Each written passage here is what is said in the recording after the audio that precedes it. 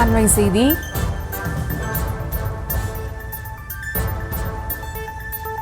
நிர்பயா சட்டத்தை கையில் எடுப்பது எப்போது என இபிஎஸ் கேள்வி கேட்டிருக்கிறார். அண்மை செய்தியாக பார்த்து வருகிறோம்.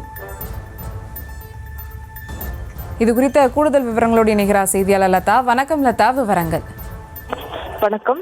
திருச்சி என்ஐடியில் பாலியல் அத்துமீறல் புகாரை அடுத்து அங்கு மாணவிகள் எல்லாம் போராட்டத்தை முன்னெடுத்திருந்த நிலையில தற்பொழுது இது தொடர்பாக அதிமுக பொதுச் செயலாளரும் எதிர்க்கட்சி தலைவருமான எடப்பாடி பழனிசாமி எக்ஸ் வலைதள பக்கத்தில் பதிவு ஒன்றை வெளியிட்டிருக்கிறார். அந்த பதிவுல திருச்சி தேசிய தொழில்நுட்ப கழகத்தின் பெண்கள் விடுதி அறையில் அங்கிருந்த மாணவி முன்பே இணையதள பழுது பார்க்க வந்த நபர் பாலியல் ரீதியாக அருவருக்கத்தக்க செயலில் ஈடுபட்டதாக வரும் செய்திகள் அதிர்ச்சி அளிக்கின்றன என்று குறிப்பிட்டிருக்கிறார். மேலும் சில நாட்களுக்கு முன்பு சென்னை வில்லிவாக்கம் சிட்கோ நகர் அரசு மேல்நிலைப் பள்ளியில் பெண்கள் கழிப்பறை பகுதியில் மாணவி ஒருவருக்கு வடமாநில தொழிலாளர் பாலியல் அச்சுறுத்தல் ஏற்பட்டதாக செய்திகள் வந்துள்ளதாக குறிப்பிட்டிருக்கக்கூடிய அவர், திமுக அரசில் பெண்களுக்கும் சிறுமிகளுக்கும் எதிரான குற்றங்கள் அதிகரித்து வருவதை நான் சுட்டிக்காட்டி வந்தும் இந்த திமுக அரசு இதனை இரும்பு கரம் கொண்டு அடக்க திராணியற்று செயலற்று இருப்பதன் விளைவே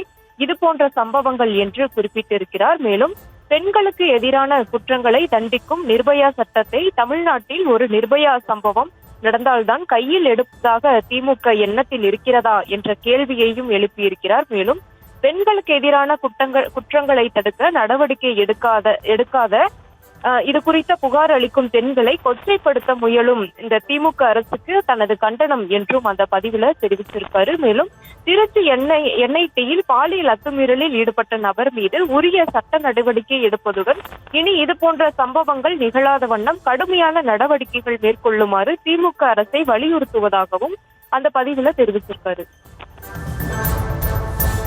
விவரங்களுக்கு நன்றி லதா. செய்திகளை உடனுக்குடனும் துல்லியமாகவும் தெரிந்து கொள்ள சப்ஸ்கிரைப் பண்ணுங்க.